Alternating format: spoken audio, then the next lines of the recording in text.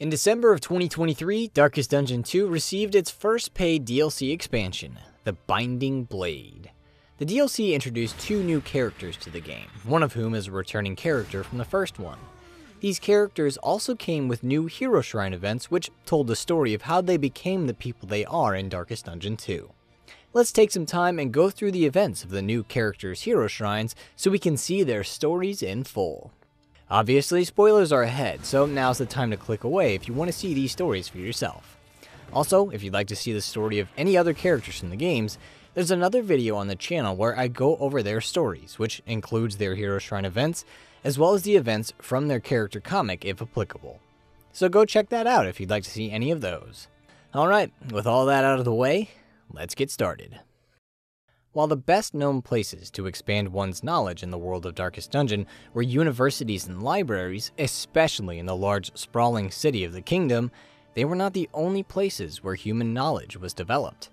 There were a number of academies that offered lessons too, and these teachings were not always on book knowledge. There were academies that offered lessons on physical development as well. For example, in a far-off land, there was a Duelist's academy that taught its students the sport of fencing. Enrolled in this academy was a woman named Sahar, who was unlike most of the other students of the school. Her dedication to her craft was unmatched, and she was so focused on honing her skill with a sword that she shunned her classmates, deciding they would only be distractions that would prevent her from reaching her goal of perfection. Her intensity was recognized by one of the teachers of the academy, a man that was just as zealous as she was about training. He took a liking to her and became her mentor, putting her through rigorous lessons that pushed her to her limits. But Sahar, helped by her absence of fear, always met his challenges and, as a result, became a formidable fighter. Eventually, a respect grew between the two of them. But Sahar wanted something more than respect. She wanted her mentor's attention as well. She soon got her wish when their respect for each other blossomed into a passionate love affair. One night, after a lovemaking session, her mentor grew playful, drawing a sword and coaxing Sahar into dueling him. What started as fun and games eventually turned deadly as Sahar, in no mood for games when it came to dueling, followed her training to its deadly end, killing her mentor with a stab through the heart. A thrill ran through her as she pulled her blade from his corpse, a sensation that was indicative of her crossing a threshold. Playfights or duels for sport could no longer scratch the itch she had in her sword arm. The only thing that would give her the satisfaction she craved was the thrill of true combat. She thanked her mentor for showing her this, then took his cape and set out to find someone that could match her skill in combat. She faced many foes in her time abroad, but by the way she danced on her feet, by the way she changed her combat stance to suit her needs, by the way she dodged and countered her enemies' attacks, she defeated everyone she came across. She searched further and further until coming to the kingdom in the midst of its dark takeover. Once she saw the monstrosities and chaos sweeping through it, she decided to stay and fight, hoping she would finally meet someone or something skilled enough to make her bleed her own blood. The people of the kingdom were no strangers to wars, as through the years, they'd had to take part in a number of conflicts waged by the kingdom. The battles they went through gave rise to a number of stories about those involved in the fighting, tales of courage, cowardice, or conquest. Some of the most popular war stories centered on an elite group of soldiers known as the Crusaders, who were the leaders of the kingdom's armies during a bloody holy war it fought a long time ago. These Crusaders were great warriors and captains, being able to chop through the armor of any enemy with the sharp edge of their sword, motivate and heal allies with the fervor of their voice, and even channel the power of the light to set fire to their foes. Their popularity extended past the men of the armies, as they often helped the local populace by sharing the spoils of war with them. They were seen as so mighty that the kingdom even trusted them with reliquaries that held important religious artifacts and texts. Although powerful and well-liked, the Crusaders were few in number, only totaling 100 at their peak. And by the time the crusade was over, it was said that every single one had died in the conflict. However, despite stories to the contrary, The discovery of a battered helm at an inn suggested one of them still lived. The helm belonged to a Crusader named Reynauld, who had not been born a soldier. In fact, he didn't become one until late in his life, after he had married and fathered a child.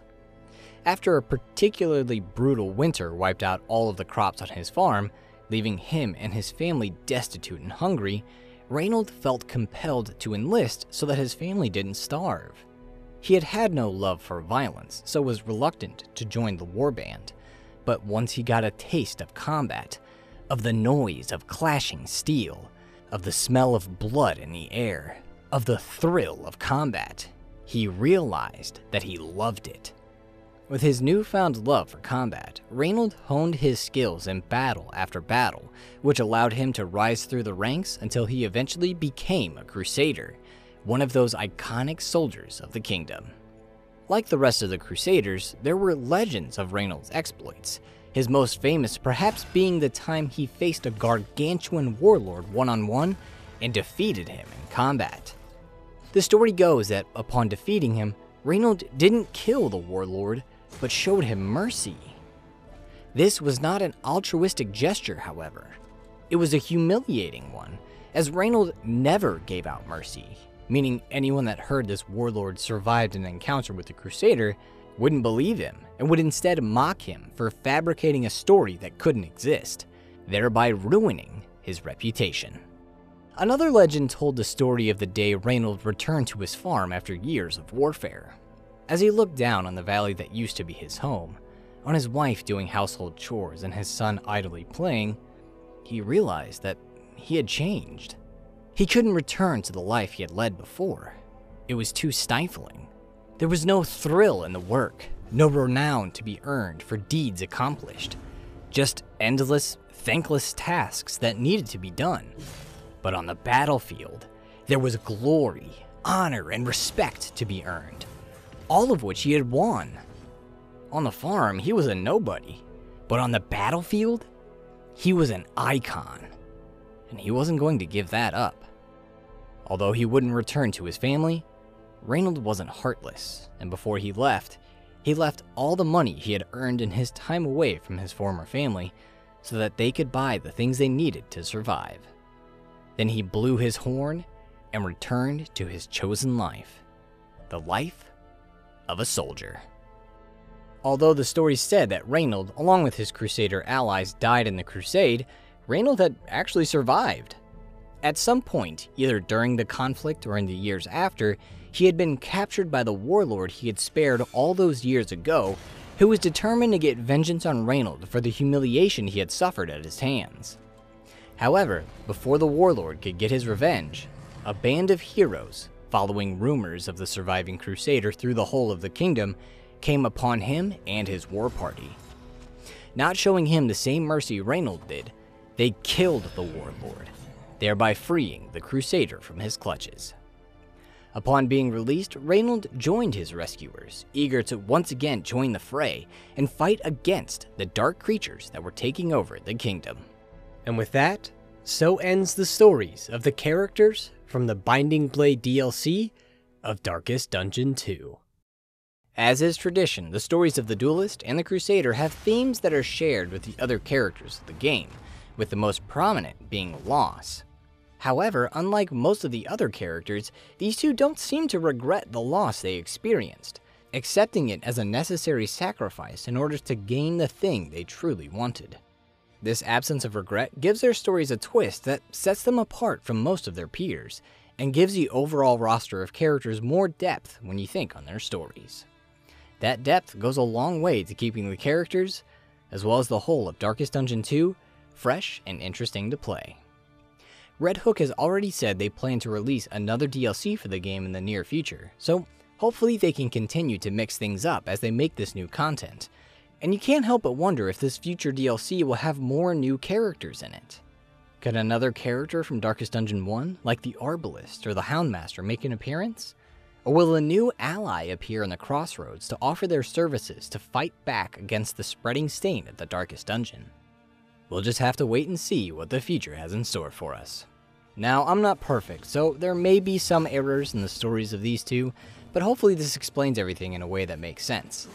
If you still have any questions, feel free to ask and I'll do my best to answer them.